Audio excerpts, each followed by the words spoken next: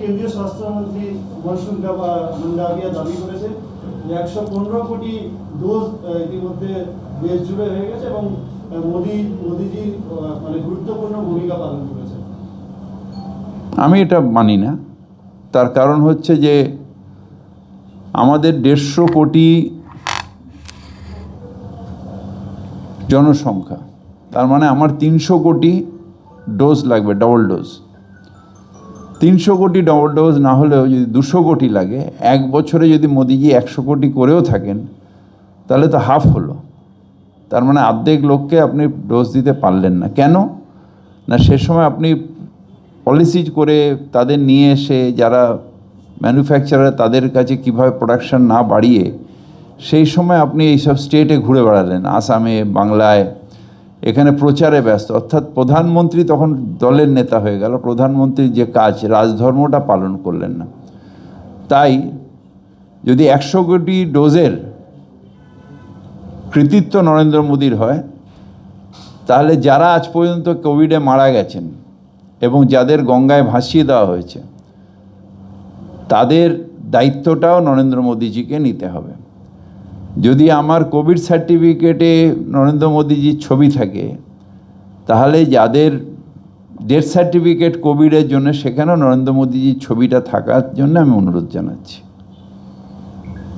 এই 15 সালের পরে বোর্ড আসার পর থেকে 16 সালে জলের সেনাটি কলোনিতে একটা এমজি তৈরি হয়েছে, যে একটা কনভেন্ট পার্কে হয়েছে, আর 50 MGD ওয়াটার ট্রিটমেন্ট প্লান্ট আমাদের গার্ডেন রিচে হয়েছিল।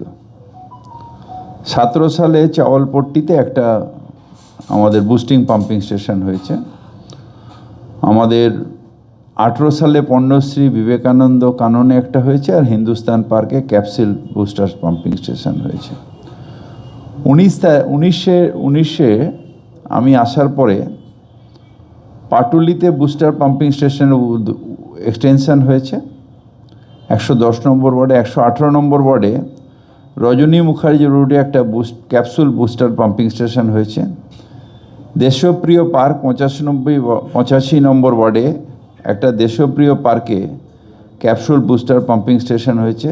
66 ওয়ার্ডের CN রায় রোডে ক্যাপসুল বুস্টিং পাম্পিং স্টেশন হয়েছে। আনন্দপুরে এক্সটেনশন একটা বুস্টিং পাম্পিং স্টেশনের হয়েছে 108 নম্বর। 101 নম্বর ওয়ার্ডে নজরুল পার্কে একটা বুস্টিং পাম্পিং স্টেশন হয়েছে।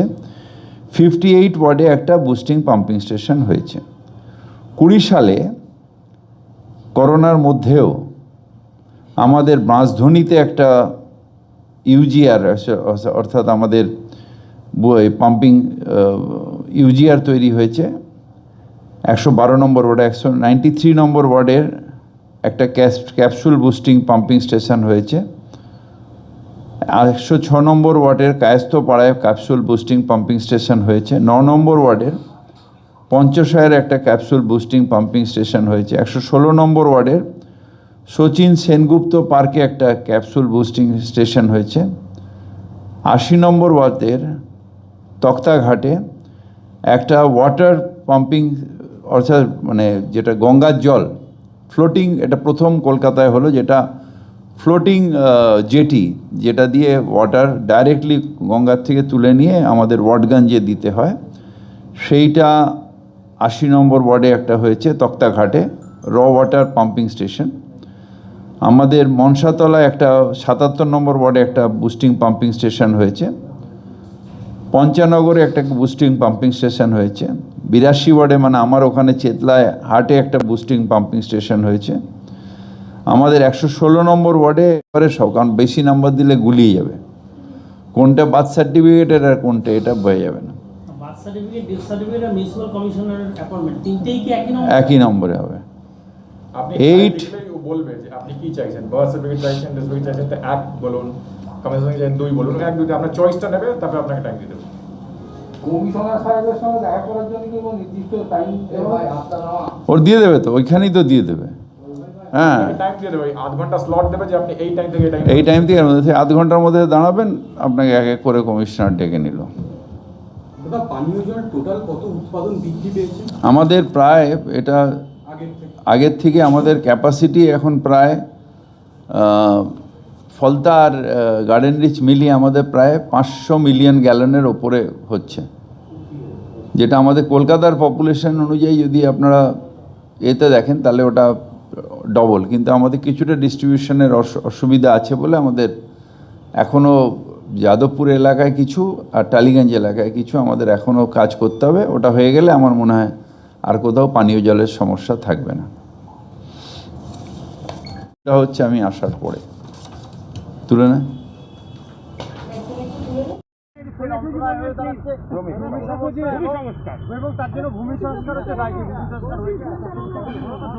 প্রথম হচ্ছে মাননীয় মুখ্যমন্ত্রী সব দপ্তরেরই মন্ত্রী, 11 সাল থেকে ভূমি ও ভূমি সংস্কার দপ্তরের মন্ত্রীও মুখ্যমন্ত্রী। তিনি যেমন অর্থমন্ত্রী, তিনি যেন পঞ্চায়েত মন্ত্রী, তিনি যেমন স্বাস্থ্যমন্ত্রী, উত্তরবঙ্গ উন্নয়ন মন্ত্রী, পার্বত্য উন্নয়ন মন্ত্রী, আরও কত অসংখ্য মন্ত্রী। তাই ভূমি সংস্কার দপ্তরে যদি ব্যর্থতা হয় সেটা মমতা ব্যানার্জিরই ব্যর্থতা। আর তিনি যে ল্যান্ড পলিসিটা বানিয়েছেন তাতে পশ্চিমবঙ্গে শিল্প হয় না। প্রাইভেট মালিকদেরকে বলেছেন নিজেরা গিয়ে জমি খোঁজো কেন, কোনোদিন হবে না পশ্চিমবঙ্গ। খুব ভালো লাগছে যে বিজিবিএসটা ভুয়া, 9 লক্ষ কোটি টাকার এগ্রিমেন্ট সেটা ভুয়া, এবং রাজ্যে শিল্প হয়নি জমি ভূমি পলিসির জন্য, এটা নিজের মুখে আজকে বলে দিয়েছেন, আপনাদের কাছ থেকে শুনলাম। তা খুব ভালো লাগছে, সুন্দর লাগছে যে পরিশেষে সত্য স্বীকার করছেন। অবশ্য কালকে আবার ডিগবাজিও খেতে পারেন। মুখ্যমন্ত্রী বলছেন যে প্রচুর বাস কোভিডের জন্য বন্ধ হয়ে গেছিল, ও দপ্তরটা তুলে দিয়েছে, ও দপ্তরটা একদম উঠে গেছে। আর ওই দপ্তরের বর্তমান মন্ত্রী ওই দপ্তর নিয়ে আগ্রহী নয়। পৌর নগর উন্নয়ন দপ্তর, হিটকো, কেএমডিএ এগুলো ছেড়ে ওই রকম একটা বিপিএল দপ্তর, আমি তো ছিলাম, ওই বিপিএল দপ্তরের মন্ত্রী হতে চান না। ওনার face is the index of mind. বর্তমান মন্ত্রীর মুখ দেখলেই বোঝা যায় he is not interest about his present department.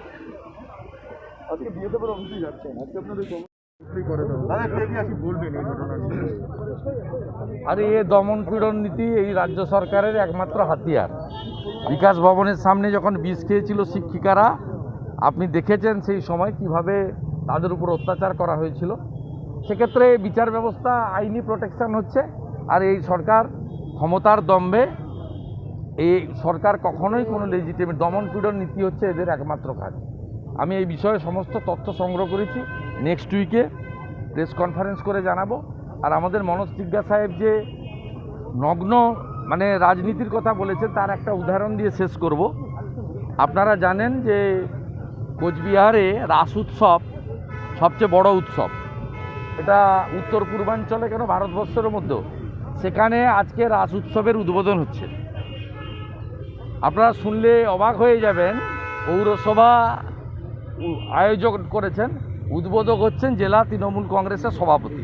ঠিক আছে, সেটা ওরা করতে পারেন, ওদের সরকারি দল, কিন্তু ওখানকার বিধায়ক বিজেপির নিখিলবাবু, ওখানকার সাংসদ নিশীথ প্রামাণিক কেন্দ্রের প্রতিমন্ত্রী, তাদের ন্যূনতম আমন্ত্রণ পর্যন্ত করা হয়নি।